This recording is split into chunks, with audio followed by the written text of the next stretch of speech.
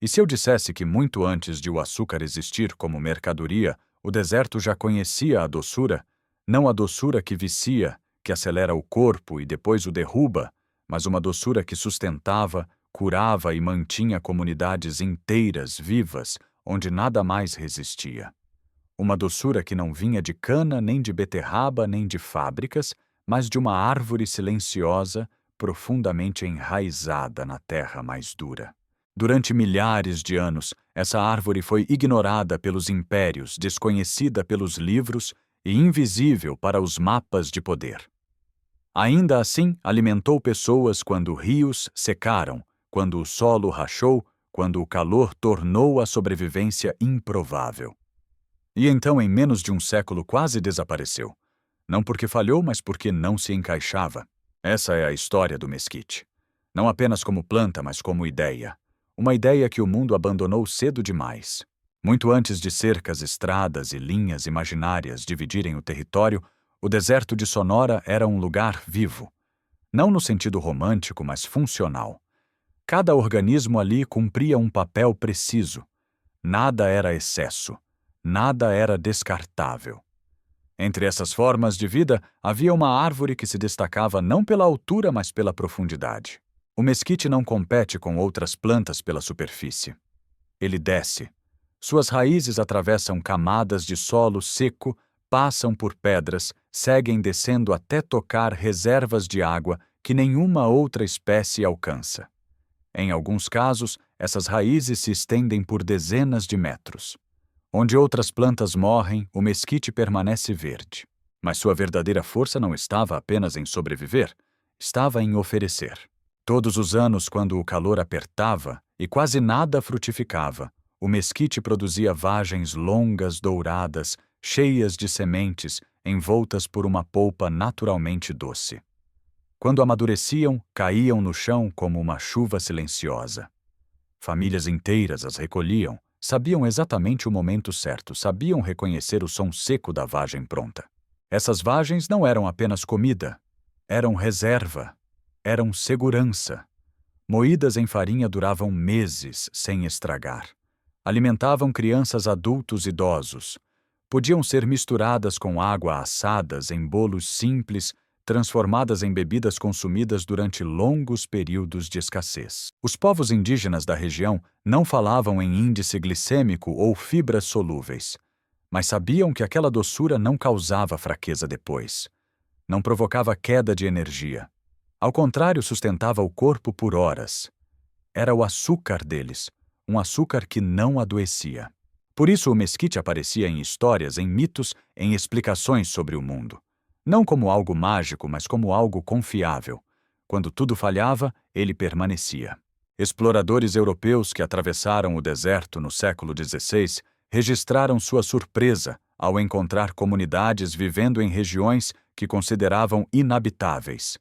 Relataram o sabor adocicado das vagens, compararam ao mel, observaram o cuidado com que eram colhidas e armazenadas. Alguns chamaram o mesquite de árvore da vida sem compreender totalmente o que isso significava. Eles viam o efeito, mas não o sistema. Sob as copas do mesquite, o solo era mais fresco. A sombra reduzia a evaporação. Pequenas plantas conseguiam crescer ali. Animais se abrigavam. Insetos polinizavam. A árvore não apenas sobrevivia ao deserto, ela organizava o deserto ao seu redor. Durante milhares de anos isso foi suficiente. Então o mundo mudou. No final do século XIX, a lógica da Terra deixou de ser sobrevivência e passou a ser lucro. Regiões inteiras foram redefinidas como propriedade. O que antes era paisagem viva passou a ser ativo econômico. Árvores que não geravam retorno imediato passaram a ser vistas como obstáculo. O mesquite que crescia livre, sem irrigação, sem dono, tornou-se inconveniente. Chegaram o gado, o algodão, o trigo. Para abrir espaço, milhões de árvores foram cortadas, queimadas, envenenadas. O mesquite foi rotulado como praga. Algo a ser eliminado. Algo que atrapalhava o avanço da civilização. Mas o deserto não funciona sob ordens. Mesmo quando o tronco era cortado rente ao chão, as raízes permaneciam intactas. Silenciosas. Pacientes. Onde uma árvore caía surgiam vários brotos. O mesquite não luta contra o ambiente. Ele espera. Por décadas tentaram erradicá-lo. Gastaram recursos, desenvolveram técnicas, aplicaram venenos. Em meados do século XX, instituições oficiais tiveram que admitir o óbvio: o mesquite não podia ser eliminado. Enquanto isso, outra consequência surgia. Sem a cobertura da árvore, o solo começou a se degradar. Ventos levaram a camada fértil. A água deixou de infiltrar. Rios temporários secaram mais rápido. Pastagens se tornaram frágeis. O gado, que deveria simbolizar prosperidade, começou a morrer. Foi então que algo curioso aconteceu. Onde o mesquite começava a voltar, o solo se transformava. A árvore puxava nitrogênio do ar e o devolvia à terra. Sob sua sombra, a temperatura caía. A vida retornava. Grama crescia. Animais reapareciam. A árvore, que havia sido chamada de praga, estava silenciosamente curando o estrago. Ecologistas começaram a observar esse padrão. Deram ao mesquite um novo nome: espécie-chave, um organismo que sustenta todo um ecossistema. Retire-o, tudo colapsa. Deixe-o e a vida se reorganiza. Mas o dano cultural já estava feito. Por quase um século, o conhecimento sobre o mesquite como alimento foi sendo apagado. As vagens deixaram de ser colhidas. A farinha deixou de ser preparada. O açúcar industrial tomou seu lugar. Primeiro como símbolo de progresso, depois como base da alimentação. E algo estranho começou a acontecer. Nunca se consumiu tanto açúcar. Nunca se adoeceu tanto por causa dele. Diabetes, obesidade e inflamação crônica. O corpo humano, que por milênios lidou com açúcares complexos, começou a ser bombardeado por versões refinadas, rápidas, agressivas. Médicos buscavam alternativas. Nutricionistas falavam em moderação. Mas o problema era estrutural. Foi então que, quase por acaso, pesquisadores voltaram a olhar para o deserto. Análises laboratoriais da farinha de mesquite revelaram algo que os antigos já sabiam sem números. A doçura vinha de açúcares complexos que alimentam bactérias benéficas no intestino e são absorvidos lentamente. O índice glicêmico era baixo. A energia era estável. Não havia pico nem queda. Além disso, a farinha era rica em fibras minerais, proteínas. Não era apenas adoçante. Era alimento. Um pesquisador escreveu que o mesquite parecia inverter a lógica moderna do açúcar. Em vez de causar dano, ajudava a equilibrar. Quando pequenas empresas começaram a vender farinha de mesquite como produto natural, o mercado reagiu com entusiasmo. Preços subiram. O que sempre foi comum virou raro. O que era alimento básico virou luxo. Mas, novamente, essa não era a essência do mesquite. A verdadeira recuperação não veio das prateleiras, mas da memória. Em comunidades indígenas do Sudoeste, anciãos ainda lembravam do cheiro das vagens torrando, do sabor da bebida preparada pela manhã, do som das sementes sendo moídas. Algumas famílias ainda guardavam sementes antigas passadas de geração em geração, não como relíquia, mas como possibilidade. Quando essas sementes voltaram à terra, algo despertou. Novas árvores cresceram. Vagens voltaram a cair. Crianças aprenderam a colher o que seus bisavós colhiam. O deserto mais uma vez ofereceu doçura sem destruição. Esse movimento não foi grande nem barulhento. Foi discreto, mas constante. À medida que secas globais se intensificaram e sistemas agrícolas começaram a mostrar fragilidade, o mesquite voltou a ser citado em estudos sobre restauração ambiental e segurança alimentar. Governos passaram a considerá-lo em projetos de recuperação de terras degradadas. Organizações internacionais o apontaram como exemplo de cultura resiliente. Não porque seja novidade, mas porque sobreviveu a tudo. O mesquite atravessou milênios de seca, colonização, desmatamento e esquecimento. Nunca precisou ser salvo, apenas ignorado. Cada vagem carrega essa história. Cada raiz profunda lembra que soluções duradouras raramente são superficiais. Cada árvore em pé é um lembrete de que progresso sem compreensão cobra um preço alto. Talvez o futuro da alimentação não esteja apenas em criar algo novo, mas em reaprender a escutar o que resistiu. O açúcar que não adoece. A árvore que não pede nada. A doçura que sustenta. O mesquite nunca foi o passado. sempre foi o que vem depois. Existe um momento curioso em toda a história de sobrevivência humana. Um ponto silencioso em que a resposta sempre esteve ali visível, acessível, funcionando perfeitamente, mas ainda assim foi ignorada. Não porque fosse fraca, mas porque não combinava com a narrativa dominante de seu tempo. O mesquite ocupa exatamente esse lugar na história da alimentação humana. Durante milhares de anos ele não precisou provar nada. Não precisou ser validado por estudos, nem registrado em tabelas nutricionais, nem transformado em produto. Ele existia em equilíbrio com o ambiente, oferecendo alimento quando era necessário e recuando quando não era. Essa relação simples, quase invisível, funcionou por tanto tempo que acabou sendo subestimada. O problema começou quando a humanidade passou a confundir controle com segurança. Controlar a comida passou a significar cercar, irrigar, padronizar, acelerar. Plantas que cresciam no ritmo da terra foram substituídas por plantas que obedeciam ao ritmo das máquinas. Nesse novo mundo, o mesquite parecia lento demais, imprevisível, demais, livre demais. Ele não produzia quando mandavam, produzia quando a natureza decidia. E isso passou a ser visto como defeito. Mas a natureza nunca operou sob ordens. Enquanto sistemas agrícolas modernos dependiam cada vez mais de água, fertilizantes e energia externa, o mesquite continuava fazendo o que sempre fez. Suas raízes profundas buscavam água onde nenhuma bomba alcançava. Suas folhas pequenas reduziam a perda de umidade. Sua sombra criava microclimas. Ele não competia com o deserto, ele colaborava com ele. Essa colaboração é algo que a agricultura industrial raramente entende. Em muitos lugares onde o mesquite foi removido, o resultado não foi progresso duradouro, mas colapso lento. Sem árvores para proteger o solo, a erosão avançou. Sem raízes profundas para estabilizar a terra, o vento levou o que restava. Sem sombra, a temperatura do solo subiu além do limite de regeneração. O que antes era paisagem viva virou superfície frágil. Quando o mesquite começou a voltar, mesmo contra a vontade humana, o processo se inverteu. Onde havia apenas poeira, surgiram manchas verdes. Onde o solo parecia morto, micro-organismos retornaram. Onde nada crescia, pequenas plantas começaram a aparecer novamente sob sua copa. A árvore não apenas sobreviveu à destruição, ela iniciou a cura. Esse padrão se repetiu tantas vezes que se tornou impossível ignorar. Pesquisadores começaram a observar que áreas com mesquite apresentavam maior biodiversidade do que áreas completamente abertas. Mais insetos, mais aves, mais pequenos mamíferos, mais vida. O mesquite funcionava como ponto de ancoragem ecológica, um centro a partir do qual o sistema se reorganizava.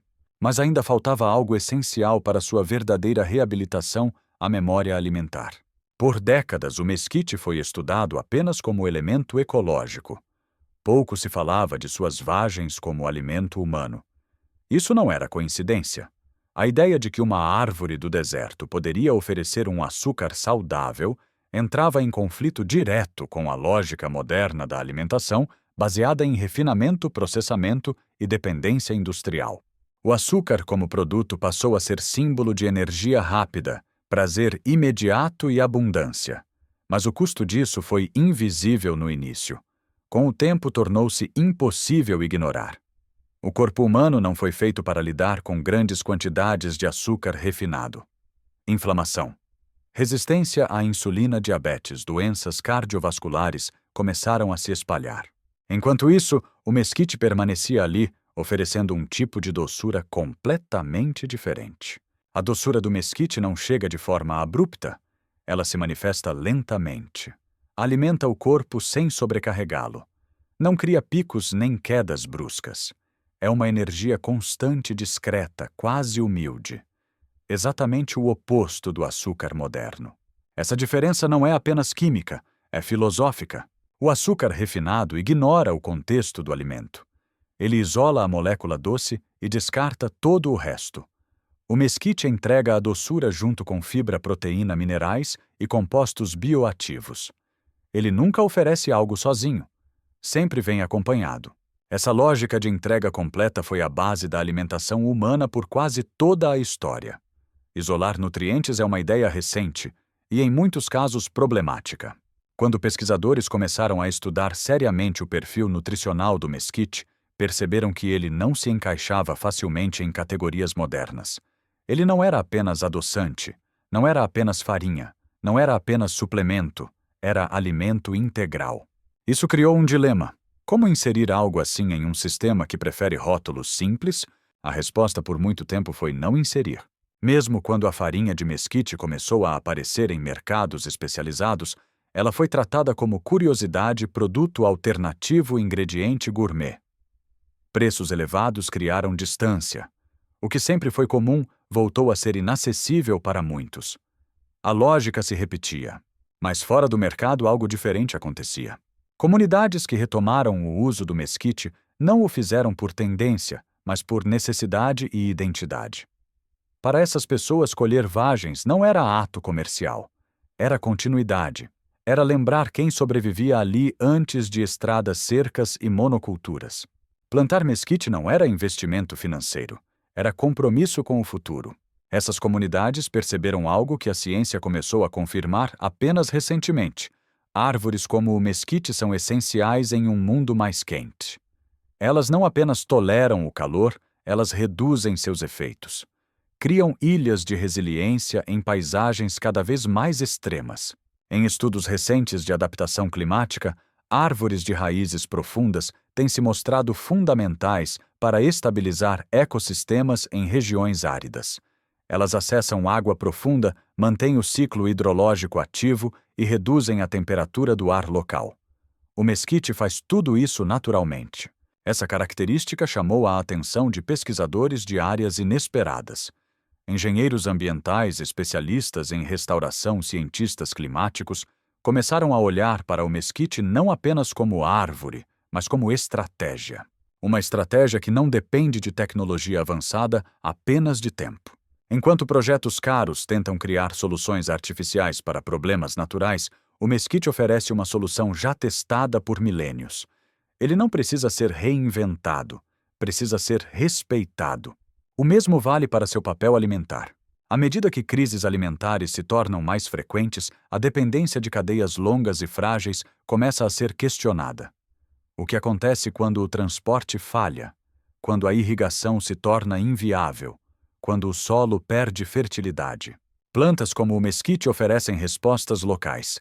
Não resolvem tudo, mas reduzem vulnerabilidades. Elas devolvem autonomia. Autonomia alimentar não significa isolamento. Significa opção. Significa não depender de uma única fonte. Significa ter algo que continua produzindo quando o resto falha. O mesquite é exatamente isso. Cada árvore adulta produz grandes quantidades de vagens ano após ano. Não exige plantio constante, não exige manutenção intensiva, não exige insumos externos. Uma vez estabelecido, permanece. Essa permanência é algo que a agricultura moderna raramente oferece. Em um mundo onde tudo é descartável, onde variedades são substituídas rapidamente por versões melhoradas, o mesquite permanece igual. Ele não busca eficiência máxima em condições ideais. Ele busca estabilidade em condições difíceis. Essa diferença é crucial. Quando olhamos para o futuro da alimentação, muitas propostas se concentram em soluções altamente tecnológicas. Plantas geneticamente modificadas, sistemas de cultivo fechados, produção controlada. Tudo isso tem seu lugar. Mas nenhuma dessas soluções elimina a necessidade de sistemas resilientes de base. O mesquite representa essa base. Ele não é resposta única, não é solução mágica, mas é peça fundamental em um mosaico maior de adaptação. Ignorá-lo seria repetir o mesmo erro que quase o apagou. A história do mesquite ensina algo simples e profundo. Aquilo que cresce lentamente costuma durar mais. Aquilo que se adapta ao limite aprende a sobreviver a ele. Aquilo que oferece sem exigir controle absoluto tende a permanecer. Talvez a maior lição dessa árvore não esteja em suas vagens doces, nem em suas raízes profundas, mas em sua recusa silenciosa em desaparecer. Mesmo quando foi cortada, queimada, envenenada e esquecida, ela esperou. Esperou que o mundo mudasse o suficiente para precisar dela novamente. E agora, diante de um planeta mais quente, mais seco e mais instável, essa espera começa a fazer sentido. O Mesquite não promete conforto fácil. Ele oferece continuidade, não vende abundância imediata, oferece segurança a longo prazo.